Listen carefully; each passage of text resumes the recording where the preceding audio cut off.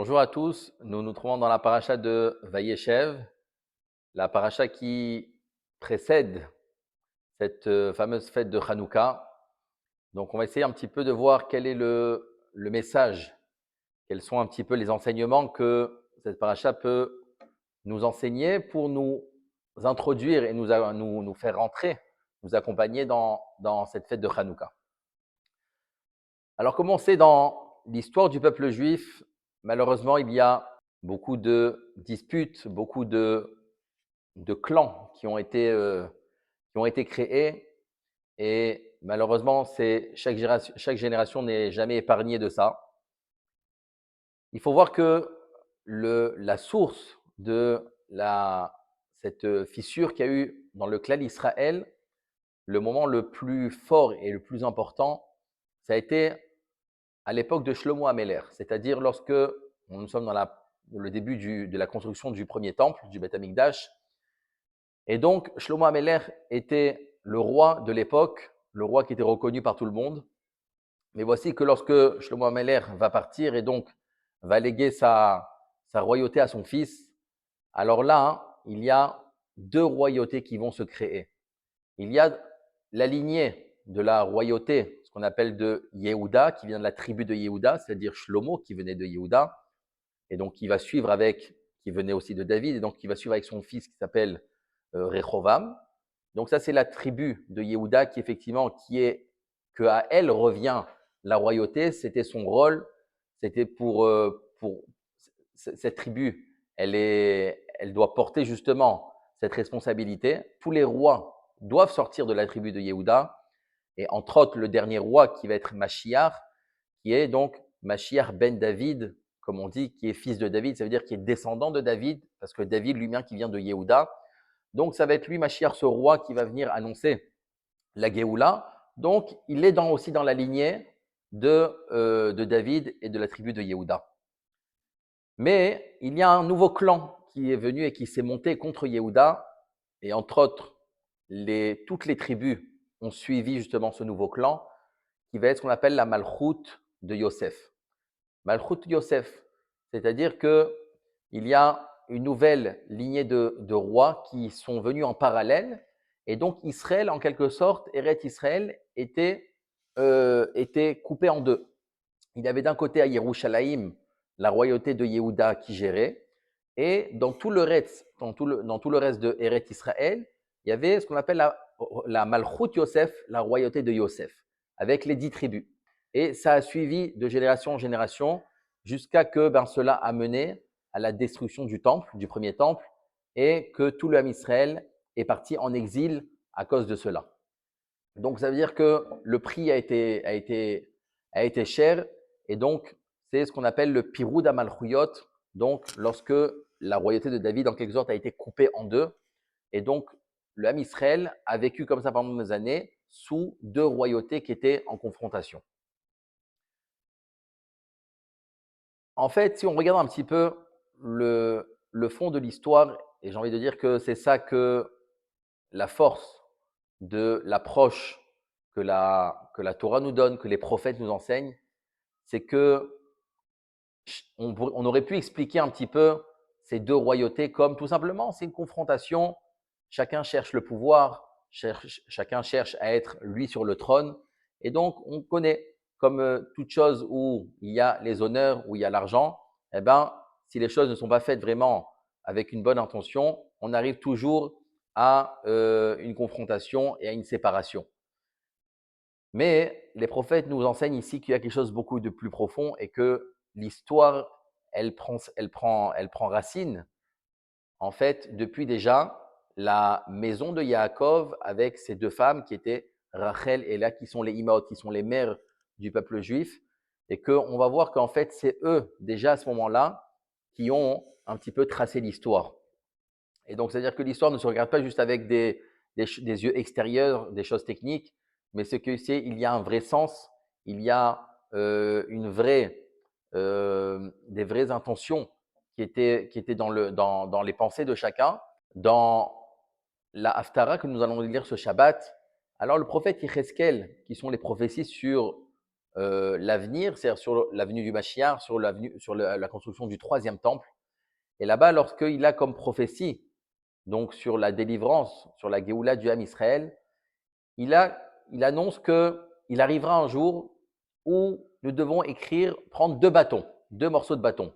Sur un bâton, nous allons écrire Yehuda, et sur un autre bâton, nous allons écrire Yosef. Et ces deux bâtons, nous devrons les rapprocher ensemble, ces deux bâtons, les mettre ensemble, et avec cela, lorsqu'on va les rapprocher ensemble, alors ils vont former un seul bâton. C'est-à-dire qu'il va avoir ici une fusion, une soudure qui va se faire entre ces deux bâtons, et donc il va former un seul bâton. Ça veut dire qu'ici, il nous annonce qu'il y aura une retrouvaille, qu'on va retrouver une paix entre ces deux royautés qui, pendant des années, se sont confrontées et que finalement, elles vont se retrouver un jour lorsque Mashiach va arriver. On le lit dans cette paracha, pourquoi? Parce qu'en fait, c'est dans cette paracha que nous parlons des enfants de Yaakov, les 12 tribus, et que ces enfants-là vont vendre Yosef. Par jalousie pour Yosef, ils vont vendre Yosef, et Yosef, finalement, va se retrouver chez les Ishmaélim, chez les Midianim, pour enfin se retrouver en Égypte, en prison. Et donc, de là va commencer tout l'exil d'Égypte. Donc ici, il y a eu quelque chose de terrible entre entre les enfants de Yaakov, entre frères. Il y a eu cette guerre, on va dire, de fratrie. Et donc, ça a entraîné une dissension aussi totale entre Yosef d'un côté et tous ses frères. Et ici, l'Haftara vient nous dire que finalement, il y a un parallèle.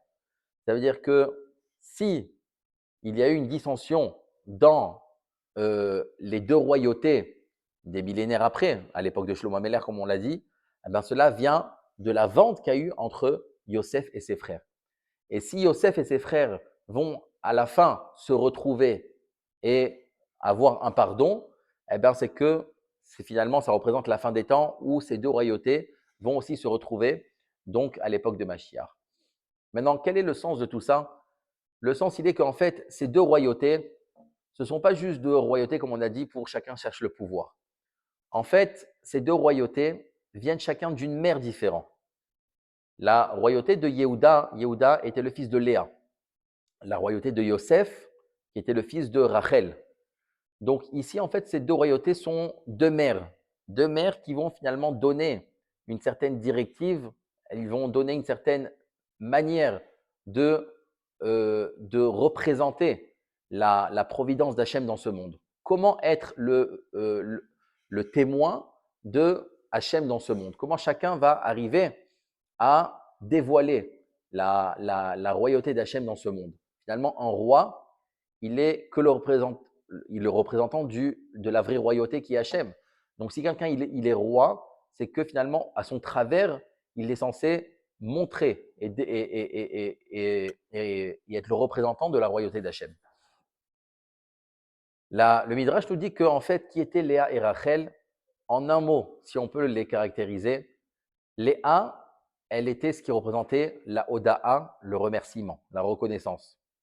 D'un autre côté, Rachel, elle représentait, le Midrash nous dit, la shtika, le silence. Qu'est-ce que ça veut dire? Ça veut dire que Léa, pour elle, le lien qu'il faut avoir avec Hachem, comment montrer la grandeur d'Hachem? C'est de montrer que tout vient de lui.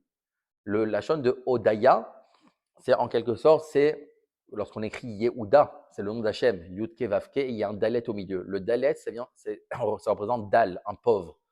Ça veut dire qu'en fait, quelqu'un qui est pauvre, c'est quelqu'un qui montre qu'il n'a rien de lui, que rien ne lui est dû. Tout ce qu'il a vient de quelque chose qui est au-dessus de lui. C'est-à-dire que même si je travaille, que je reçois mon salaire, alors finalement, je sais que même ce salaire ne m'est pas dû. Parce qu'il y a combien de paramètres, combien de paramètres qui dépendent de chaque chose, et qu'on sait que finalement, toutes nos actions, il n'y a pas de loi mathématique qui font que dans la vie, si je fais ça, j'ai ça. Donc ici, Léa, elle avait comme anaga, comme manière justement de dévoiler la malchoute, la royauté d'Hachem, c'est uniquement par ce comportement de se dire que finalement, rien ne m'est dû et je m'annule face à la grandeur d'Hachem. de vivre avec ça, avec une reconnaissance totale. C'est pour ça que Léa, donc on a dit qu'elle a eu comme Yehuda comme enfant, et c'est elle qui va enfanter après, plus tard, David, Shlomo Ameler. David, c'est celui qui a écrit les Téhilim. Les Téhilim, c'est un sefer de chant et de reconnaissance envers Hachem. Donc ça veut dire qu'ici, on voit qu'elle a transmis justement ce comportement que le roi d'Israël doit être celui qui est prêt à s'annuler complètement devant Hachem, de se dire que finalement, il n'a rien qu'il m'ait dû. D'un autre côté, Rachel, elle, non, elle représente, le Midrash nous dit, l'ashtika, le silence. Qu'est-ce que ça veut dire le silence? En deux mots, le silence, c'est en quelque sorte, c'est quelqu'un qui sait garder le secret, qui reste sous le silence. Et on voit que même dans les enfants qu'elle a eus, dans les générations plus tard, elle a eu le roi Shaoul.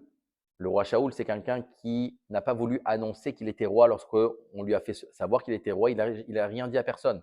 Il a gardé ça sous silence.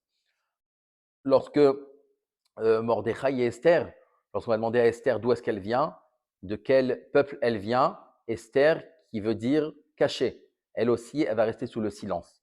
Ça veut dire qu'on sait garder le secret. Qu'est-ce que ça veut dire de garder un secret? Garder un secret, a priori, ça n'a pas de valeur.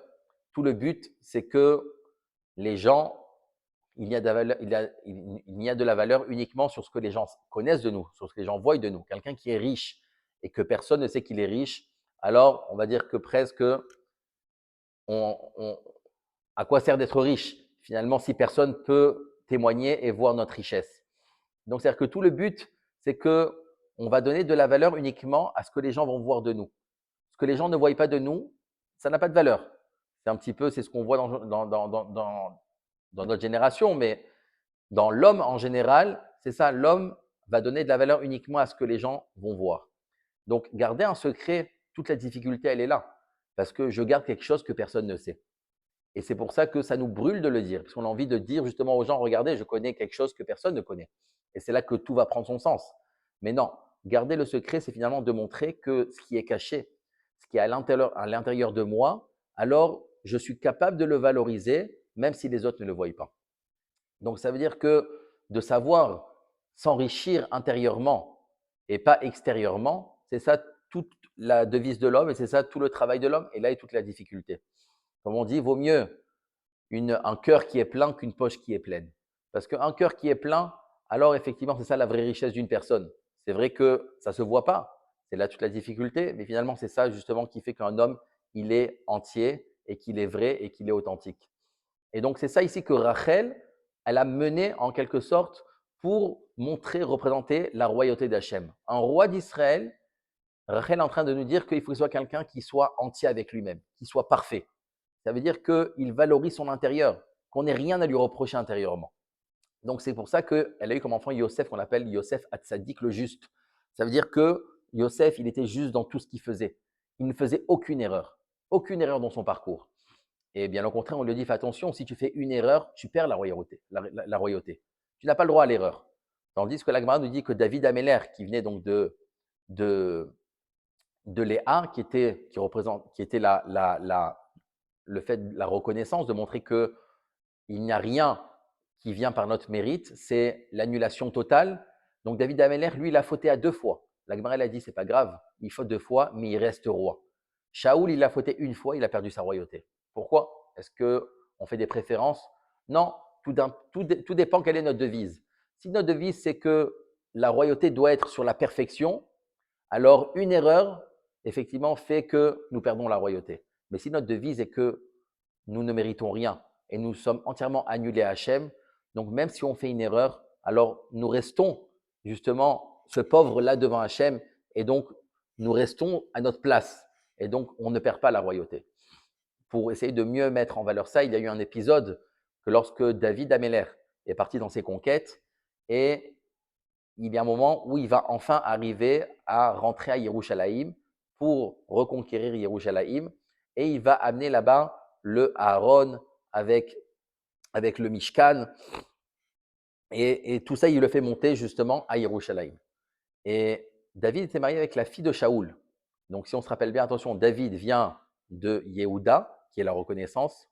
Shaoul vient de Rachel, qui est la justesse, la perfection.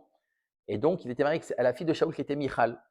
Et lorsque Michal voit David qui arrive, David était en train de faire des pirouettes dans tous les sens, dans cette joie de pouvoir enfin faire remonter le Aaron avec les louchot, les tables de la loi à Yerushalayim. Et donc, il est en train de faire des courbettes et en train de sauter, de danser de joie. Et lorsque Michal voit ça de la fenêtre, elle lui dit à son mari, David, elle lui dit, est-ce que c'est digne d'un roi de se comporter comme ça? David, comme les Mefarchim nous l'expliquent, David lui a répondu, il lui dit, sache qu'on ne vient pas de la même royauté. Moi, ma royauté, c'est que justement, je suis complètement annulé devant Hachem. Donc, c'est-à-dire que finalement, moi, je m'annule. Moi, je suis que reconnaissance devant Hachem. Moi, je ne vaux rien. Donc, finalement, tout m'est permis. Tout ce que je fais, c'est reconnaissance devant Hachem. Mais Michal, elle, qui venait de son père, qui était Shaoul, qui était la justesse, alors il fallait garder justement en quelque sorte la dignité d'un roi, qu'un roi devait rester justement sur d'être quelqu'un qui a une tenue, quelqu'un qui se respecte, quelqu'un qui représente la hiérarchie, quelqu'un qui représente la crainte. Et donc, c'est pour ça qu'elle n'a pas compris le comportement de David. Donc, tout ça pour montrer qu'effectivement, il y avait ici deux lignées dans cette royauté. Et donc, finalement, chacun revendiquait que justement, c'était de cette manière qu'il fallait servir Hachem. Et donc, c'est ça qui a créé cette dissension à l'époque de Yosef et de ses frères. Lorsque Yosef a dit, ça va être moi le roi, alors la royauté de Yehuda n'a pas compris. Elle a dit quoi? Comment ça fait que tu prends notre place? Mais ici, en fait, il n'y avait pas de guerre qui était interne, mais c'est juste que chacun pensait qu'on prenait le rôle de l'autre. Et donc, cette dissension, eh ben, elle a eu des répercussions, comme on a dit, à l'époque de Shlomo Améler, où les deux se sont séparés à ce moment-là. Donc, finalement, ici, le message qu'on retient, c'est que on doit avoir ces deux qualités. Les deux qualités de Rachel et de Léa, qui sont les mères du peuple juif. Donc, ici, ces deux qualités, ce sont la reconnaissance et, en quelque sorte, l'intégrité qui est à l'intérieur, être entier à l'intérieur. Et donc, c'est ça que Hanouka représente. Hanouka, c'est un jour, ce sont des fêtes où nous sommes entièrement avec la reconnaissance envers Hachem. Reconnaître les miracles qu'il nous a fait, reconnaître qu'est-ce que c'est la grandeur d'un juif, Maccabim qui était des Yehudim, d'une nation de Yehuda, de Oda'a, de reconnaissance. Donc c'est ça toute la fête. On va chanter le Hallel. On va ici remercier Hachem sur tous les miracles qu'il nous fait. Mais d'un autre côté, qu'est-ce qu'on nous demande d'allumer cette fiole d'huile? Pourquoi? Parce qu'en souvenir d'une fiole qu'on a retrouvée. À quel endroit on l'a retrouvée? On l'a retrouvée cachée sous le sol, avec le tampon du Kohen Gadol qui venait certifier justement l'authenticité de cette huile. Pourquoi on l'a retrouvée là-bas? C'est-à-dire qu'on l'a retrouvée dans un endroit qui était caché de tout le monde. Elle était enfouie dans la terre.